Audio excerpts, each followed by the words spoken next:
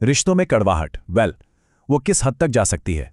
गाजियाबाद की ये जो चौंकाने वाली घटना है ना, ये एक ऐसी ही कहानी है जहां एक मामूली झगड़े का अंत एक ऐसे भयानक काम में हुआ जिसने एक इंसान की जिंदगी को हमेशा हमेशा के लिए बदल दिया। चलिए समझते हैं इस पूरे मामले को परत दर परत। कहते हैं ना, हर तूफान से पहले कुछ संकेत जरूर मिलते हैं, और इस रिश्ते में भी कुछ ऐसा ही हुआ। कहानी की शुरुआत होती है खुद ईशा के उन शब्दों से जिन्होंने शायद आने वाले खतरे की पहली घंटी बजा दी थी। तो सुनिए, ये सिर्फ शब्द नहीं थे, ये तो एक तरह का ऐलान था। ईशा ने शादी के फौरन बाद ये क्लियर कर दिया था कि वो अपने हिसाब से अपने नियमों पर चलेगी।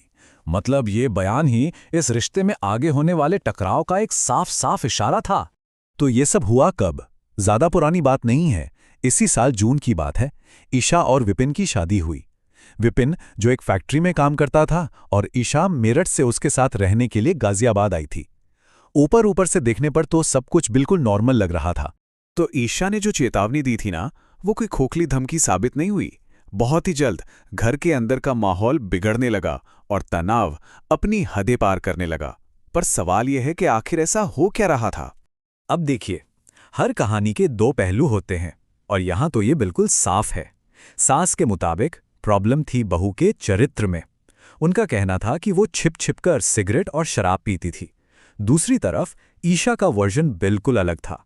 उसका कहना था कि विपिन उसे इंस्टाग्राम रील्स नहीं बनाने देता था, शराब पीने से रोकता था और ये सब उसे अपनी आज़ादी पर एक हमले जैसा लगता था। और मामला सिर्फ जुबानी बहस तक ही नहीं रुका था, बात हाथ उठाने तक पहुंच गई थी। ईशा ने खुद माना है कि शादी के पहले 6 महीनों में ही उसने अपने पति पर करीब करीब 10 बार हाथ उठाया था। 10 बार, ये नंबर अपने आप में बहुत कुछ कह जाता है इस रिश्ते के बारे में।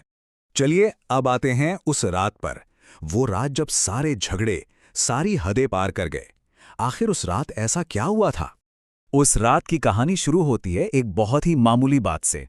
रात के 8 बजे विपिन ने अंडा करी खाने से मना कर दिया, बस इतनी सी बात। लेकिन देखते ही देखते रात के 11 बजे तक ये छोटी सी बात खाने और शराब को लेकर एक बड़ी और हिंसक लड़ाई बन गई। और फिर ठीक रात के 1 बजे जब लड़ाई अपने पीक पर थी, ईशा ने वो किया जिसकी कोई कल्पना भी नहीं कर सकता था। उसने विपिन की जबान काट। इस भयानक घटना के बाद जो हुआ वो और भी ज्यादा डरावना था। सिर्फ घर में ही नहीं, पूरे मोहल्ले में अफरा तफरी मच गई। सोचकर देखिए, विपिन दर्द से चिल्लाता हुआ खून से लथपथ सीढ़ियों से नीचे भागा। उसके हाथ में उसकी अपनी ही जुबान का कटा हुआ टुकड़ा था। उसने वो टुकड़ा अपनी मां को दिखाया और ये देखकर तो बस हड़कंप ही मच गया। आस पड़ोस के लोग भी इकट्ठा हो गए। वहां जो भीड़ जमा थी और विपिन की मां, सबको यही लगा कि शायद चाकू से हमला हुआ है। लेकिन ईशा का जवाब सच कहूं तो रोंगटे खड़े कर देने वाला था। उसने बिना किसी हिचकिचाहट के सबके सामने कहा, नहीं, चाकू नहीं, मैंने इसे अपने दांतों से काटा है। और ये बेखौफी सिर्फ मोहल्ले वालों के सामने ही नहीं थी, पुलिस स्टेशन में भी उसका यही रवैया था। उसने बड़े आराम से पुलिस को बताया कि हाँ, पति बहुत डांट रहा था, चुप ही नहीं हो रहा था, तो मैंने भी जवाब दे दिया। कहते हैं उसके चेहरे पर पछतावे की एक शिकन तक नहीं थी। उस एक रात का गुस्सा एक ऐसा जख्म दे गया जो शायद कभी नहीं भरेगा। विपिन की जिंदगी हमेशा के लिए बदल गई।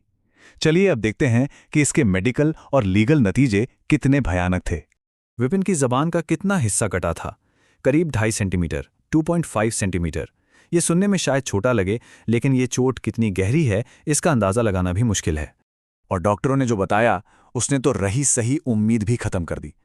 उन्होंने साफ कह दिया कि जबान का वो टुकड़ा वापस नहीं जोड़ा जा सकता, मतलब नामुमकिन है। इसका सीधा सीधा असर यह है कि विपिन शायद अब कभी भी साफ साफ बोल नहीं पाएगा। ये एक ऐसा नुकसान है जिसकी भरपाई जिंदगी भर नहीं हो सकती। अब बात करते हैं कानूनी कार्यवाही की।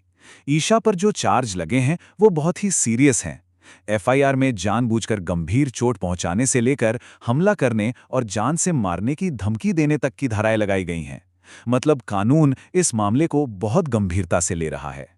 और अगर ये सारे आरोप साबित हो जाते हैं तो ईशा को 15 साल तक की जेल हो सकती है।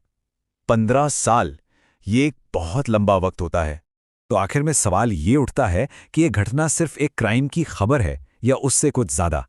ये हमें रुक कर सोचने पर मजबूर करती है ना? आज के ज़माने में जब पर्सनल फ्रीडम और उम्मीदें इतनी बदल गई हैं, तो क्या कम्युनिकेशन की कमी और बेकाबू गुस्सा रिश्तों को ऐसे ही खतरनाक मोड़ पर लाकर खड़ा कर देता है?